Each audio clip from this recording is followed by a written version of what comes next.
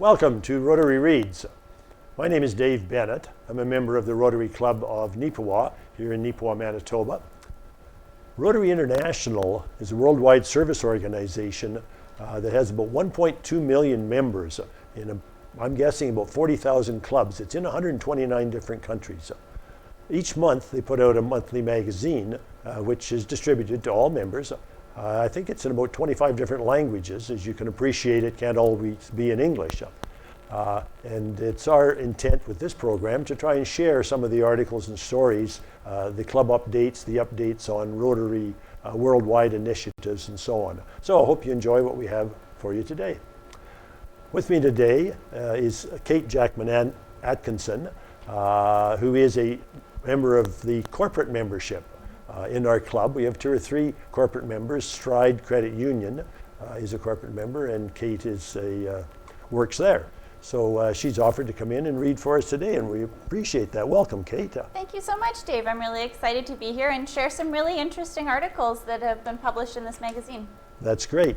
Now you were a Rotarian, individual Rotarian, a number of years ago. Yes. And then life kind of got in the way a little bit, I think. Yeah. And so do you want to just take me back to that a little bit and why you joined Rotary? Yes. So I joined Rotary as an individual. It was probably somewhere around 2009, I'm thinking. And it's interesting that you talk about all the places Rotary is, and it was the international aspect that Rotary does fantastic projects locally, but there's also a number of international projects and a real international presence that I thought balanced really nicely with the local support that the organization gives to the community. And I thought it would be a great way to meet people in the community because, of course, I was new. Well, that's great. We were glad to have you. But as I said, then life got in the way a little bit. But we're certainly pleased that you've been able to come back as a corporate member with Stride. Yeah. So the corporate membership is a really, really great opportunity that the Neepawa Club offers. Well, it's an opportunity that you can't make it all the time, with your particular vocation. Yeah. And, 2 or 3 members of the organization can be on the list, so to speak, and come to meetings or join us in projects or help out with this one, for example. Exactly. So that's great. So what magazine are we reading from? And, so I am reading from the December 2020 edition, and I've picked out, about 4 stories. And what I thought was really interesting was I wasn't really sure what to expect when you dropped off a few sample copies. And I picked up this one because it was the most current of what you had given me as options. And every story I thought, oh, this is really interesting, and I'd like to read this one. And then I turned the page, and this is really interesting. I'd really like to read this one too. So I think that I feel like the stories that I have picked out are both topical and really talk about the breadth of programs that Rotary is doing worldwide. Well, that's great. Super. Well, so what are we starting with? So we're going to start with, this is on page 7, and it's actually just a little blurb that's going to segue into my first large story. And it's called The Doctor on Call. It's by Vanessa Glavinskis. And it's just a little profile, and it says, in rural Nepal, it can take a day's walk to reach a medical provider. That limited access to doctors inspired Prakash Poidal, a pulmonologist in Kathmandu, to offer teleconsultation so he could assist more patients. You can have a hospital in a rural area, but who is going to treat the patient, he wonders, citing the lack of critical care doctors and other specialists in those remote regions. With support from his club, the Rotary Club of Jawalakal, Poidal started a hotline that offers free medical advice for people seeking basic care. It has proven invaluable during the pandemic, which has taxed Nepal's health system. At the COVID-19 hospitals, the ICUs are almost full, Poidal says. He also helped found the newly chartered Rotary Club of Kathmandu Health Professionals. His wife, Kavita, who works for Nepal's Ministry of Finance, is its first president. Well, it's kind of interesting that it indicates that he was part of an original Rotary Club, and now he's started another one. Yeah. That's maybe more connected to, well, it's called the Rotary Club of Kathmandu Health Professionals. Yeah. And we found that different clubs are certainly forming. They're not like the old days when it was a a wide spectrum of people in a club. Certainly those kinds of clubs exist, and Neepawa Rotary Club is that club.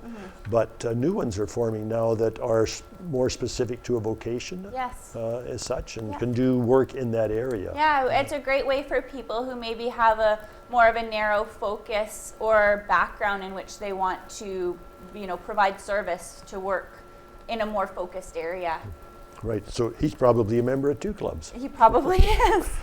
And I kind of thought that telehealth concept is certainly something in Manitoba we've been talking about in terms of access to healthcare, access to specialists, and with, COVID and a little bit, in some ways, access has been reduced. We've seen a lot more uptake on telehealth and telemedicine. So that segues into the full story, which is also by the same author. I'm just going to reread her name, and that is Vanessa Glavinskis. And this one is called Remote Possibilities. Telemedicine is expanding the reach of healthcare.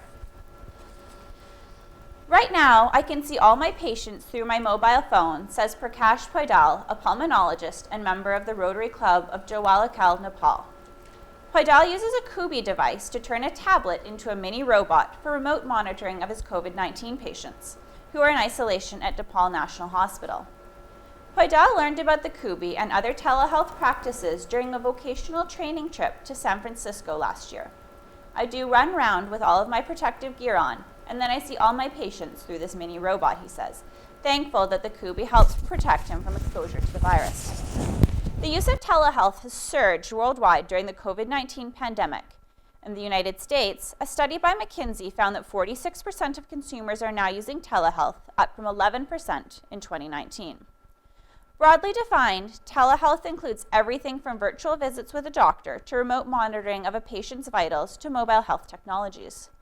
The rapid increase in examining and treating patients remotely because of stay-at-home orders has not only helped the fight against coronavirus, it has also prompted a conversation about what the future will look like. What are the benefits of telehealth, and what controls for safety and privacy should be in place? One clear benefit is making healthcare more accessible to more people. For patients who lack transportation options or who live in remote areas, a virtual visit can mean the difference between being able to consult a doctor and going without care. Telemedicine, typically defined as a virtual exam with a physician, requires access to the internet, which about 40% of the global population still lacks. But with the proliferation of smartphones, that's becoming less of a barrier. Barbara Kiernan, a member of the Rotary Club of Catalina, Tucson, Arizona, has been working on a global grant project to bridge the distance between doctors and underserved patients in Serona, Mexico, by supplying the equipment and technologies needed for telemedicine, including solar power and internet access. They found that once community healthcare providers received the equipment and training, they were able to work with doctors located in bigger villages, allowing them to treat patients remotely. Before, rural villagers only got medical care during a crisis, Kiernan says. With telemedicine available, it's shifted to preventative care. James Good, a California physician who founded a telemedicine practice called Off-Site Care, says when a doctor conducts a video consultation with the assistance of an on-site nurse and with access to a patient's records and diagnostic test results, it can be nearly as effective as seeing the patient in person. With a nurse there to help me examine you, I can order and look at everything I need, he says. There are also sophisticated robots that allow a doctor to see a patient via video conference and even send instrument readings, allowing the doctor to listen to a patient's heart through a stethoscope, for example. A Canadian TV show followed Good around as he conducted virtual rounds via a robot he controlled remotely. Good started Off-Site Care in 2007 to help rural U.S. hospitals improve their quality of care by providing virtual access to specialists who are often concentrated in bigger urban hospitals. He expanded his vision of dismantling the geographic barriers to quality care when he teamed up with members of the Rotary Club of Sebastopol, Sunrise, California, to create Global Off-Site Care, a nonprofit that provides educational and consultative services to hospitals around the world. We started by contacting Rotary clubs where Dr. Good thought there might be an opportunity to improve a hospital, says Mikkel Cook, a member of the Sebastopol Sunrise Club. The mission of Global Off-Site Care is to promote Rotary Club-sponsored telemedicine projects. We bring together Dr. Good's medical expertise with financing, stewardship, and advocacy among Rotarians. Cook says Rotary clubs have sponsored the equipment needed to get a hospital started conducting telemedicine, which includes a tablet and a Kubi device that transforms the tablet into a web-controlled mini robot that can pan and tilt, allowing the user to look around the room. Local doctors are trained on the equipment and can then participate in weekly online global grand rounds with Good's team to continue their education. They can also consult with experts on different cases. The Global Polio Eradication Initiative, GPEI, uses another aspect of telehealth, mobile health, or mobile care supported by mobile electronic devices, to make progress towards a polio-free world. Mobile phones have been used to track the number of polio vaccine doses children have received, and geographic information systems have helped healthcare workers create detailed maps of their immunization activities. When the World Health Organization's Africa region was certified free of wild polio virus in August, Christopher Elias, president of the Global Development Division of the Bill and Melinda Gates Foundation, said technology was a contributing factor. One example is how surveillance improved when community health workers were trained to use a mobile app called Avadar, audio-visual AFP detection and reporting, to report possible polio cases through their phones. Sharing this information electronically allows for quick intervention, preventing outbreaks. Patricia Merriweather-Argis, a member of the Rotary Club of Naperville, Illinois, predicts that telehealth will continue to expand.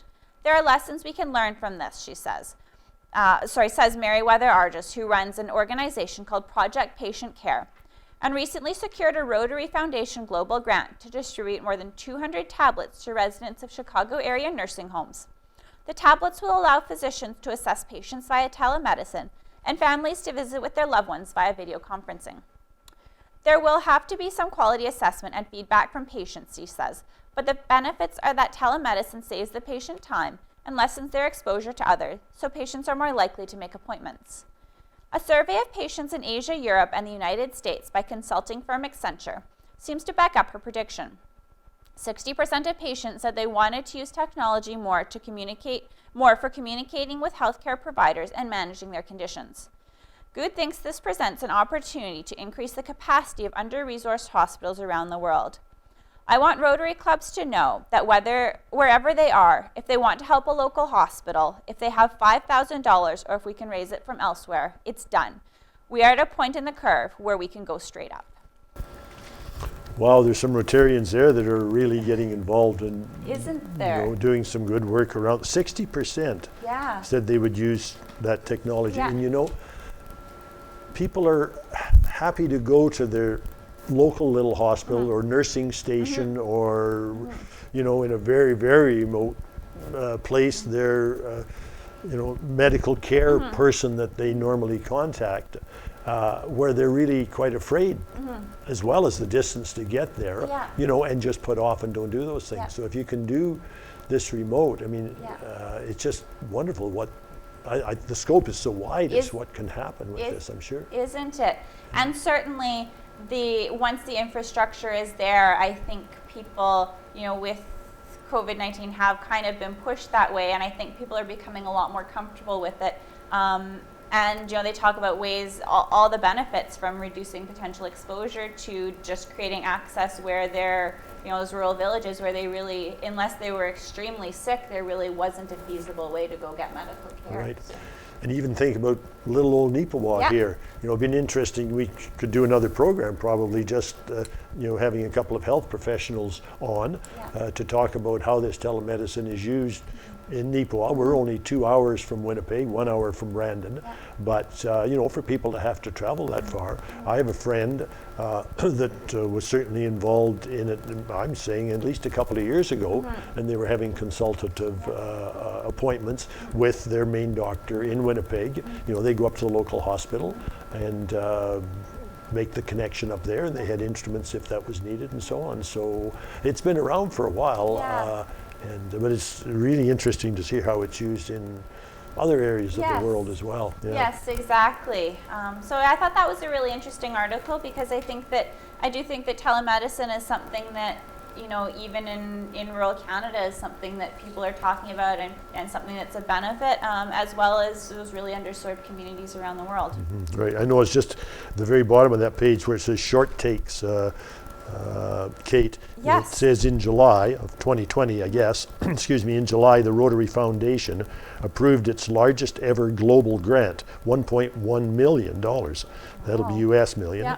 to train healthcare workers in Liberia and provide equipment to a hospital ship that will serve that area. Wow. So that's one of the, and they mentioned the word global grant in this Yes. article at least 3 times, I Yes. think.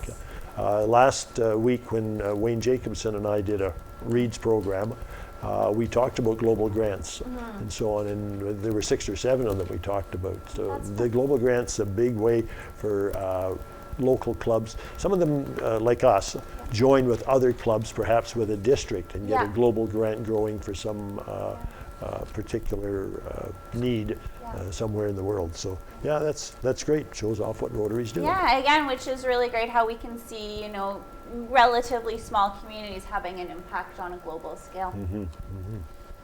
So my next story is kind of an interesting story about a fellowship, a Rotary fellowship. Do you want to talk about what fellowships are, or do you want me to read the story and talk about that after? No, I can mention it. I'm guessing there's 50 or 60 different, probably more even, Rotary fellowships, and it's a group of Rotarians that have a common interest, not necessarily a work interest, you know, but a recreational interest, for example. They have them for stamp collecting, for skiers, for, I mean, billiard playing. I mean, you can have a fellowship for just about anything, arts and music and so on.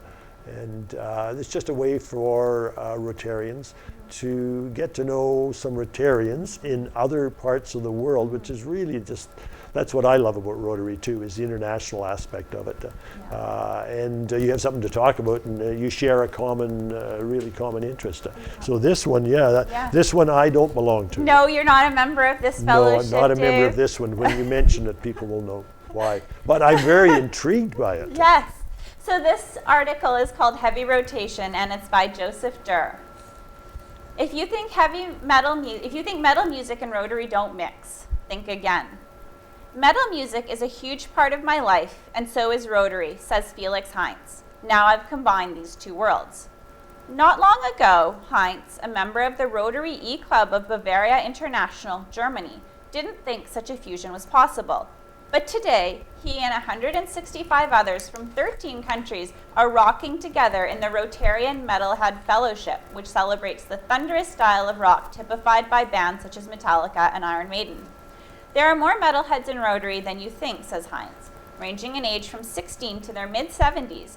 Members include Rotarians, Rotaracts, Rotary Youth Exchange students, and RYLA participants, as well as people from outside the family of Rotary. The fellowship helps show a different side of Rotary from what many people expect, says Martine Babio, a member of the Rotary Club of Atlantic International Passport, Canada. We owe it to ourselves as an organization to stop judging others based on what we think a Rotarian should look like. The fellowship fills a void that Minosher Shamarzi, who co-founded their group in 2018, had long felt. Paul Harris once said, "Friendship is the foundation rock on which Rotary was built," says Shamarzi, a member of the Rotary E-Club of Silicon Valley. We believe he was right, but we turn it around. By rocking together, we build friendship. So I thought this was really interesting because I definitely would not have pictured many Rotarians as being fans of heavy metal, and I think that just shows the diversity within the club. We have an image problem as Rotarians, we really do. We're not the old fogies that smoke cigars and meet in the back room of the pub. Yeah. All organizations, of course, are trying to engage younger members and new people into their organization and so on. And Rotary's really been making an effort to try and do that. It takes a long time to get that to happen, but just in that very short one column there, they mentioned 3 clubs. 2 of them are E-clubs. Yes. And the other one's a passport club. Yeah. Now, an E-club, I can explain to you, Yeah. is simply a club that meets electronically Yeah. because they don't even live in the same area, Yeah. and not necessarily even in the same country. Yeah. And we have an upcoming program, the next program, hope to do an article on a particular E-club as such. So then they mention a passport club. I'm not as familiar with that, but I've heard of people that formed a club that are travelers. Yeah. And I think that's called passport because they travel around and visit other clubs, but have formed a club themselves and maybe have meetings once, 3, 4, 5 times a year. I'm not just too sure. I have to check that one out. Yeah. Yeah. So no, I thought that was a very interesting article because I agree it sort of breaks a little bit of the stereotype about what you might picture a Rotarian, who you might picture a Rotarian to be. Yeah, there was a second page to that had a couple of. It was on 21. I guess it's the next page over that I did. Yes. Well, even back on 20, I underlined a couple of. Yes, so there's some quotes from Rotarians. Yeah, well, back here it said to me, metal is the modern equivalent of classical music. Yes. Now I thought, heavy metal and classical, what have they got in common? Most metal musicians play technically at a top level that requires hours of daily practice to maintain. I'm sure if Mozart or Paganini were around nowadays, they would play metal. Well, a musician would play, I'm sure, whatever. Yeah, no, I agree. I thought that was a very interesting quote from a Rotarian. Yeah, and then it talked over here, which I thought was really neat, and if you don't mind, I'll maybe read these here, called Rotary Anthems. And this is where I found out about heavy metal music that I knew nothing about. I thought it was just too loud and I didn't want it in my ears. I'd heard too much of it when I was supervising school dances, and, from the other side. Anyway, this is the title of the I don't know if it's the cover or the tune or whatever. Anyway, Wherever I May Roam by Metallica. And the lyric goes, anywhere I roam, where'er I lay my head is home. And that's how Rotary makes me feel, is what Martine Babineau says. So that's kind of interesting. Another one, The Answer Lies Within by Dream Theater. And it goes on to say, I think it has to do with the search for truth and empathy, which is fundamental to our volunteering. Try to give, don't keep it all inside. Denis Gabassi de Oliveira. Sorry, we apologize for pronunciation of names. But we do our best. You've Got Another Thing Coming by Judas Priest. I've heard of the bands, but not the title songs. The lyrics say, one life, I'm going to live it up. That's my philosophy. I try to live my life the best way possible and make it better for others while having fun at the same time. I think a lot of other Rotarians think the same way. And that's Anika Blanc from a Rotary E-Club in Germany. Revolution Is My Name, the title of the tune by Pantera, is all about recognizing that today we need to embrace change and how important that is. I think that is where Rotary is right now. We need to make some changes to keep this organization relevant. Maybe some metal at the next convention and we'll get Rotarians fired up to make that leap. Yeah. Well, if any local Rotarians are listening today, we'll have to have a heavy metal version of something at our next Zoom meeting. There we go. Yeah. But certainly a lot of relevance there in the lyrics. And the last one was In Silence by the Sons of Eternity. And this is guitarist Matthias Gertzgevner, is a Rotarian in Germany, and says, we recorded the official Rotarian Metalhead Fellowship anthem as part of our soon-to-be-released debut album. So they must have recorded In Silence, I guess, with Sasha Peth, one of metal's top producers. The song deals with many of the problems we have in the world today. Terror, social injustice, hate, racism, violence, hunger, war. And in the bridge, this was really neat. I even know what a bridge is. I've improved my, as I've retired, learned a little more about music. In the bridge of the song, we incorporate the four-way test. which is Rotary's So way we live by. I wonder when that song will be available for Rotarians to hear. I wonder. Soon to be released, it Yeah. says. And this is this month's, Yeah. so maybe somebody can Google that and see Yeah. what we can find out about Yeah, it. it's We'll pretty play it cool. at our meeting. Yeah, exactly. Yeah. I thought, Okay, I well- thought that was a pretty cool little Yeah. story. It pays to stretch your mind a little bit and expand your horizons. Exactly. And that's what Rotary does. The reason, when I joined Rotary, one of the biggest things I got out of it, I thought, was that I had a chance to meet some other local, they were men at that time, in different vocations and different businesses. I knew them down the street as the guy that ran the hardware store, that Yeah. sort of thing, but I really didn't know them. And that was really just, to me, because I was a school teacher and all my time was spent at the school with kids and cohort colleagues there. So, yeah, very good. So where are we headed now? So we're gonna do my second longer story because I know we're booking through the time. It goes faster than you might think, and I know you had mentioned that as a little bit of a heads up for me. Yeah. So this one is on page 24. It's called Lost Leaders by Steve Almond. If at first you don't succeed, you're just like Kurt Vonnegut and Jeff Bezos. Years ago, I traveled to Indiana University in Bloomington to examine the archives of my literary hero, Kurt Vonnegut Jr. I was planning to write a book about Vonnegut and hoped his papers would afford me a glimpse into his genius. What they revealed was something I would have never expected. Vonnegut was an abject failure. I don't mean Kurt Vonnegut, the celebrity author who wrote a trove of bestsellers that made him a household name. I mean Kurt Vonnegut, the failed writer and failed car salesman and failed inventor, a man who spent the first half of his life in a desperate struggle to support his wife and kids. It was all there. His purchase of a Saab dealership, which went bankrupt. The ornate schematic drawings for a board game he sent to toy companies, which was rejected. The dozens of unpublished short stories he penned during those years. The stories were the most illuminating. They were competently written, but lifeless.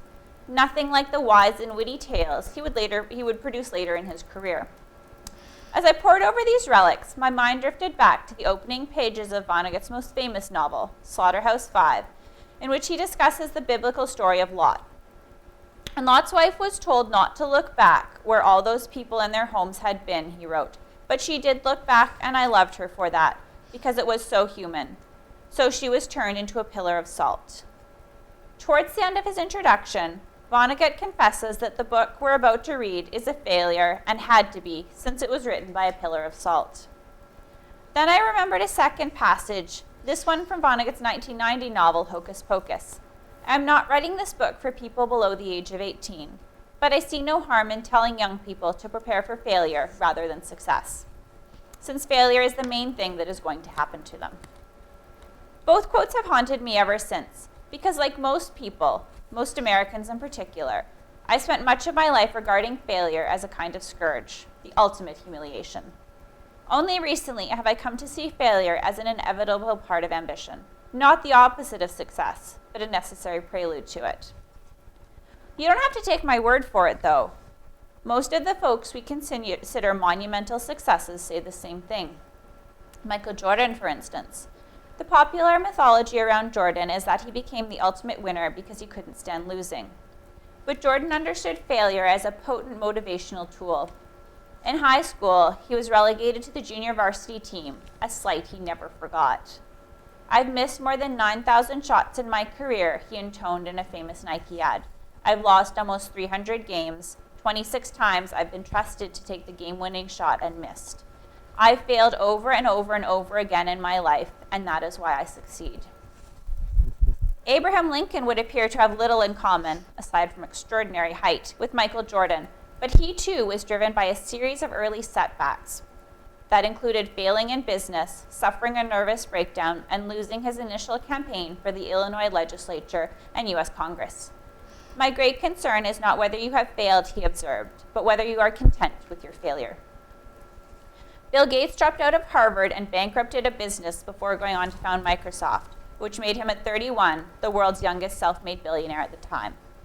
Gates believes that it's fine to celebrate success, but more important to heed the lessons of failure. Tick down a list of the world's most successful moguls and you'll find that they all stress the importance of failure. Jack Ma, the Chinese tech billionaire, bragged at the 2016 World Economic Forum that he applied to Harvard 10 times and had been rejected each time. Take that, Gates. He also recalled applying for a job at Kentucky Fried Chicken in his youth. Of the 24 applicants in his pool, 23 were hired. Guess who got the boot? It's not just that successful people use failure as a motivational tool. They also accept failure as an inherent part of the process. Jeff Bezos, CEO of Amazon, insists that tolerance of failure is baked into his company's culture. Failure comes part and parcel with innovation, he says. It's not optional. We understand that and believe in failing early and iterating until we get it right. To put a few of those quotes up on the wall when we're working on projects or Right. whatever your job is, there'd be good little things Right. to look at each day as you come in, know. and the people that said them. Yes.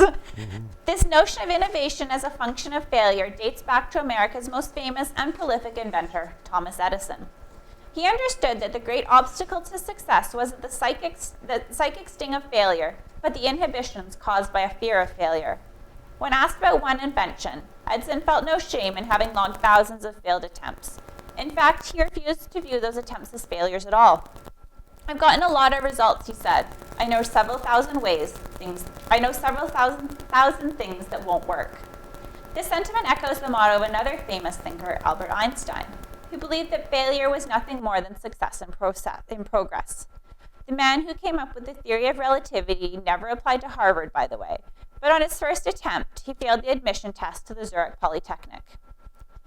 What all of these iconic figures exhibit is an essential capacity to accept failure without internalizing it, to see failure as a provisional state. In my own much smaller way, I've sought to do the same thing. When I was in graduate school for creative writing, I was determined to publish my short stories. Unfortunately, most of them weren't very good. They were a lot like Vonnegut's Apprentice work, dull and mannered. Nonetheless, I submitted to literary magazines relentlessly. This was in the days before the internet, so I did a lot of stuffing envelopes and licking stamps. My friend Camille, another writer in the program, sublet my apartment one summer. She was shocked by the number of rejections I received in 3 months. It must have been more than 100, she told me years later. It was such a lesson for me because I thought of you as ahead of the rest of us since you'd published a few stories. What I hadn't seen was all the rejection you'd absorbed. It was like you'd figured out how to become kind of impervious to it. The truth was more complicated. I hated those rejections, but I was stubborn enough, or perhaps arrogant enough, to see them as both an affront and a challenge. They made me frantic to prove my doubters wrong. In a sense, the failure was my fuel. It would take me another decade to see that failure can serve an even more profound role as teacher. By then, I had managed to publish a book of short stories. As a follow-up act, I spent 2 years working on a hugely ambitious novel. The novel was truly awful, as my agent later informed me. I was used to rejection by then, of course, but the realization that I'd wasted 2 years of my life sank me into a depression. For months, I felt like a failure. To be clear, I would not recommend that feeling to anyone. It's almost impossible to do meaningful work when you're depressed. But there was one crucial benefit to these doldrums. I abandoned the idea that I was destined to write the great American novel. Instead, I was forced to confront a simpler question: what subject truly excited me? The answer, it turned out, was something deeply personal and deeply unliterary: my lifelong obsession with candy. This passion got me out of bed and into the world, specifically into the mesmerizing realm of candy factories. This in turn led me to write a book called Candy Freak, a journey through the chocolate underbelly of America, which wound up being a New York Times bestseller. Over the past decade and a half, my career has followed the same trajectory.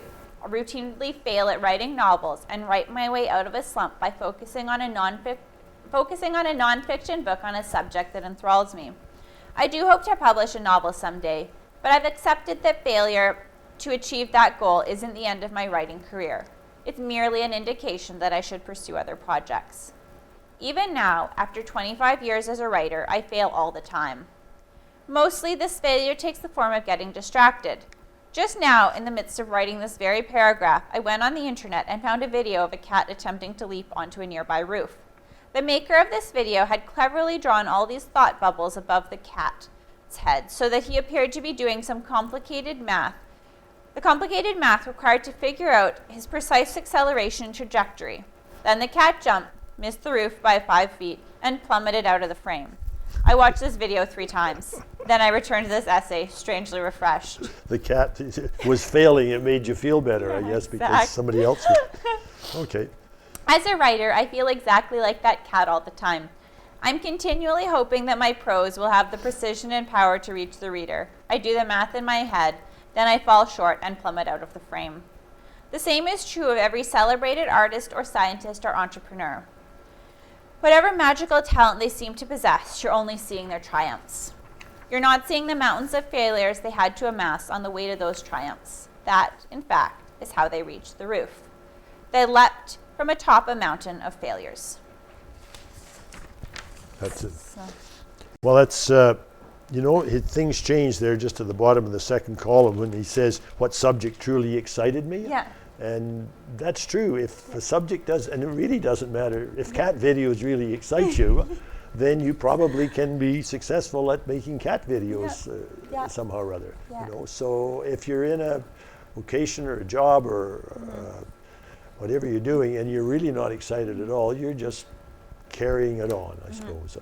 Find something that does excite you. I guess even if it's outside your vocation, and you'll be a lot happier with life and experience less failure, I suppose.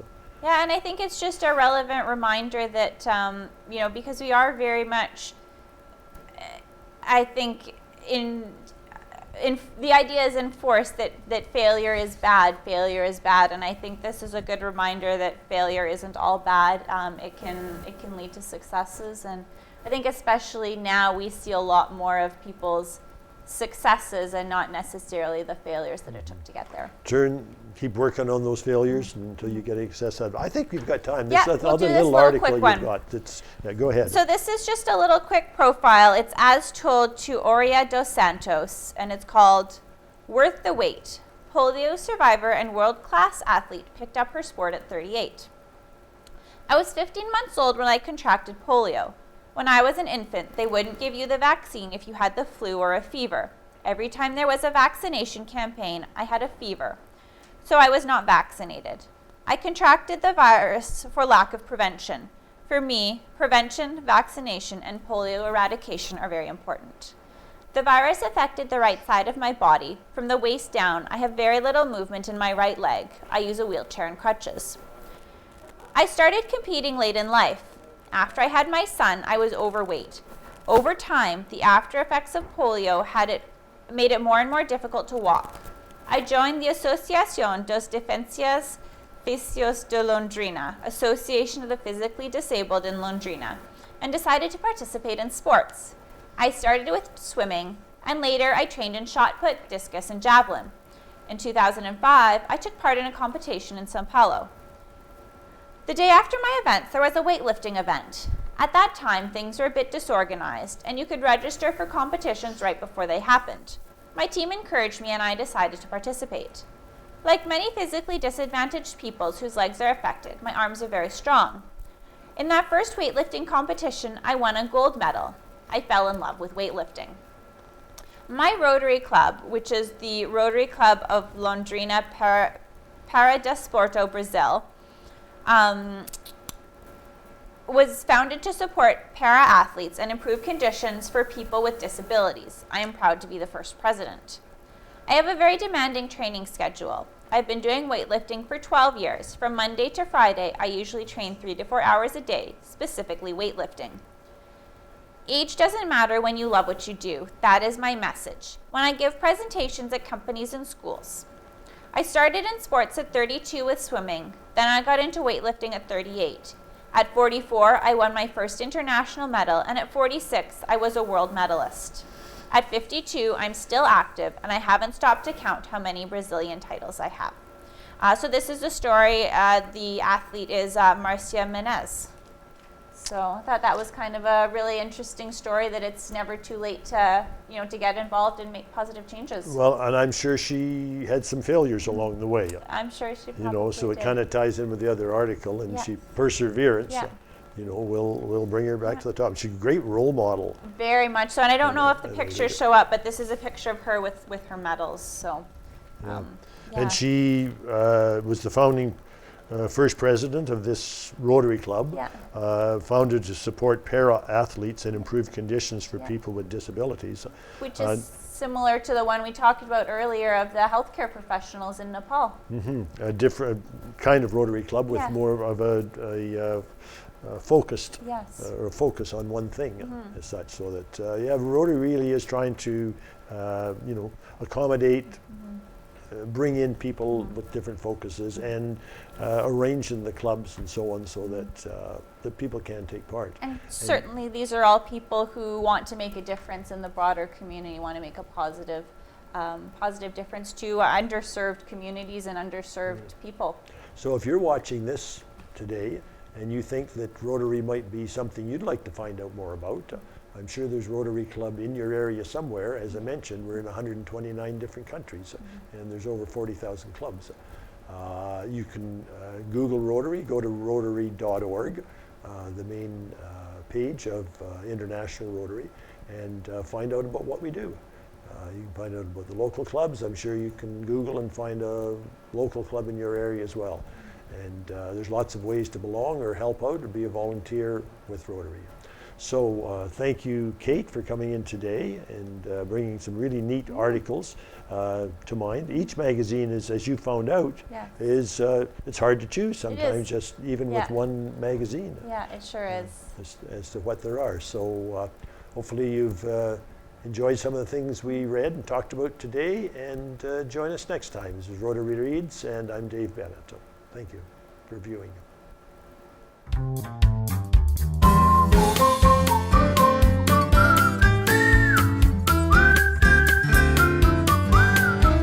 Is it the truth? Is it fair to all concerned? Will it build good? Will it better friendships? Will it be beneficial to all concerned? When we pay it forward, it will be returned. Is it the truth? Is it